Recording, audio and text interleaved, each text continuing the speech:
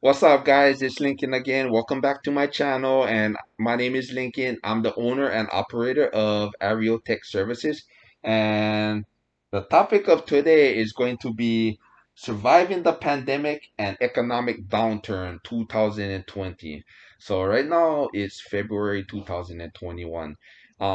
This is just a quick update. The last video that I made that I kind of like was sharing with people of it actually says how I had to because of the pandemic and how I was losing business, how I had to make that sacrifice where I had to stop paying my parking stall rent and park my vehicles out there on the street, and like literally I had to sleep in my vehicles.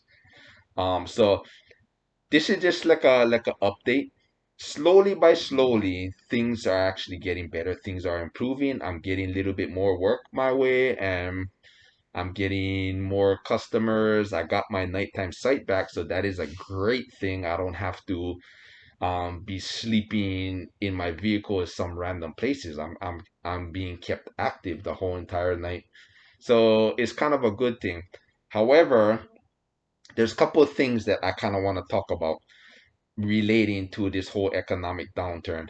Um, the first one is when I be talking to people all the time, and a lot of these people always have these negative reinforcements. They have this negative attitude of, oh, I hope things get better. Everything is, I hope, I hope, I hope, I hope.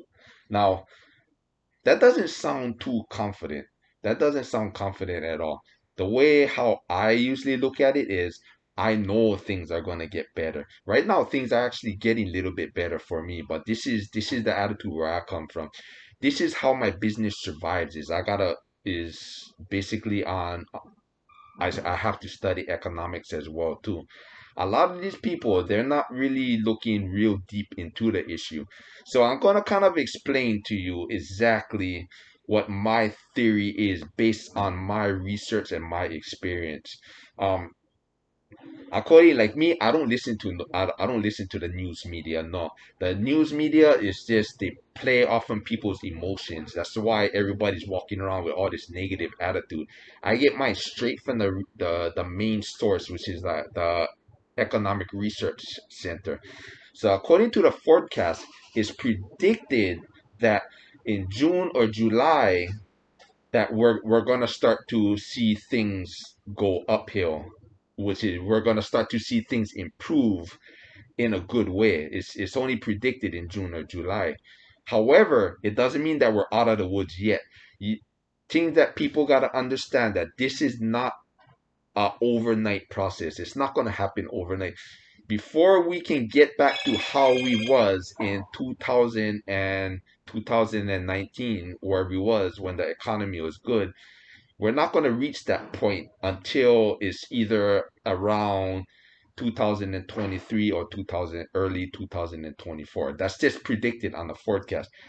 But at least we're going to see it slowly to get better. That's the improvement right there. Um so that answers the question on top of that. So you have to come from that state of mind of saying, okay, things will get better. That's where I'm coming from. It's like I know things are gonna get better, and it's already proving to me that things are actually getting better for me.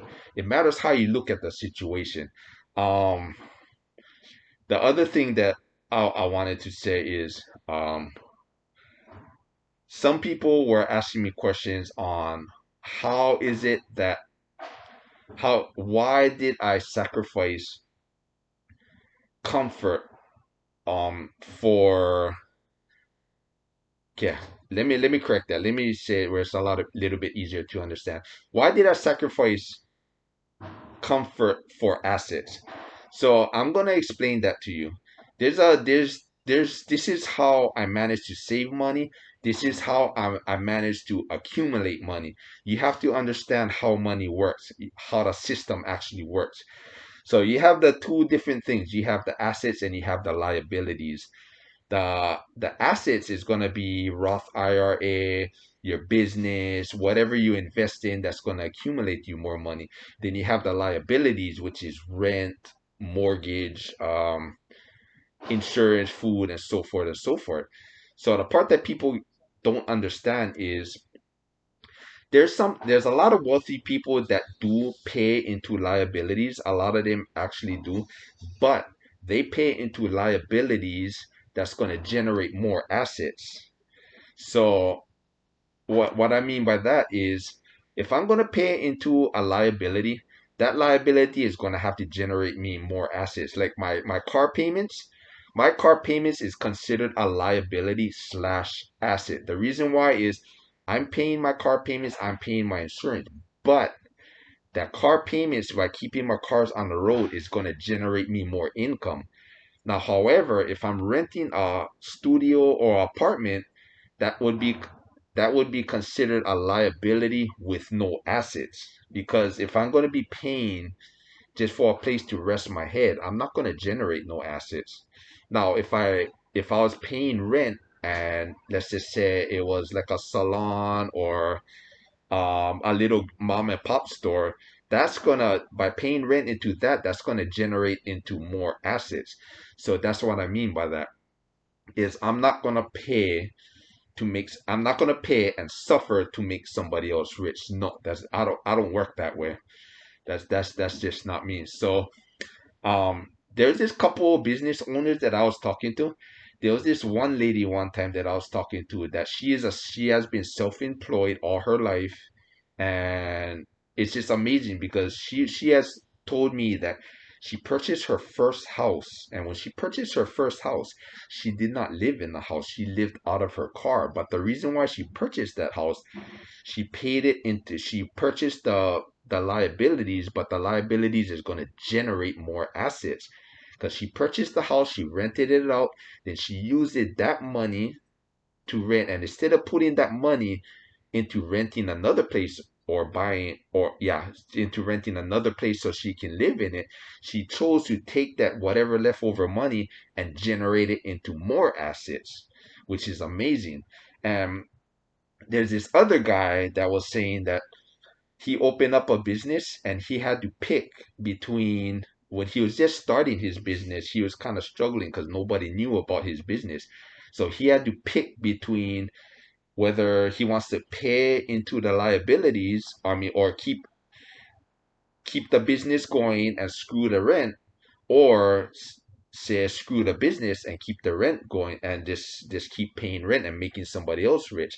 He chose to say, you know what, screw the rent. I'm gonna keep my business going. I'm gonna live out of my van, and eventually I'm gonna figure it out. That's the key word. Eventually I'm gonna figure it out, and which he actually did. He was living out of his van for a little while, and eventually when his business took off, he got back on his feet, and now he is doing awesome now. That's the place where I'm coming from right now.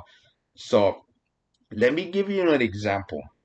You have to think of it this way, and this is what I tell a lot of people when I'm coaching a lot of people on this is, let's just say you own a taxi business, like you're a self-employed taxi driver, and you have only one vehicle to pick up passengers. And now because of the pandemic, there's not too much people are taking taxis because nobody has money and nobody wants to get in a taxi. So the person has to make the decision is, okay, there's no jobs out there. I've been doing taxi business for a long time.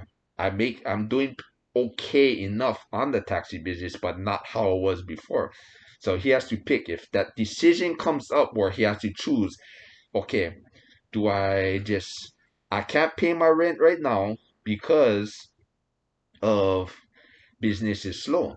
So do I sell my taxi vehicle and sell my taxi business to pay the rent?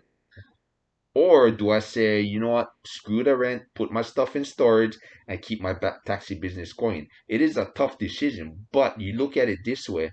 You sell your taxi car, which is probably, maybe, let's just say you get $4,000 off of it. You sell it for that much because you're desperate to sell it, and because you have to cover your rent. The landlord is all over your ass, pressuring you every time.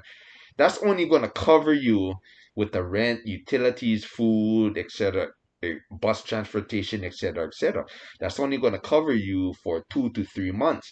However, let's just say within that 2 or 3 months that, yeah, my phone keeps blowing off. It's nothing important, but anyway, in that 2 or 3 months, you still can't find a job.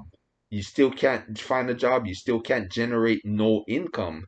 Let's just say that that does happen. And then you think that, and then you can't pay your rent anymore because you sold your taxi vehicle, you sold your taxi business. Now you think your landlord is gonna say, well, he has been paying rent, he has been a loyal tenant to me. I'll let him slide with 2 or 3 months without paying rent. No, he's not gonna they're not gonna bat an eyelash on it. They're gonna fucking kick you out so fast, like it's nothing. And then when they do kick you out after you sacrifice everything to make this landlord rich, and when they do kick you out and then you're homeless out there at the corner and you got no place to sleep and it's fucking raining that night and you're hungry as hell, the person that you sacrificed all that for, that you made rich by selling your company, you think they're gonna stop and give you a plate lunch? Nope. They're not even gonna give you a fucking umbrella. So this is where I'm coming. This is what I'm talking about. This is the whole reason why I chose to say, you know what, screw the rent. I'm just gonna keep my assets and I'm gonna keep my things going because I'm not gonna put myself in that situation. So I will be giving you updates on that later on. I will be updating more as things go by and things keep getting better, or no matter what, whether it gets better or whether it gets worse, I'm still going to keep you updated on that. I hope this message helps. I hope this message gives you some kind of confidence or some kind of encouragement.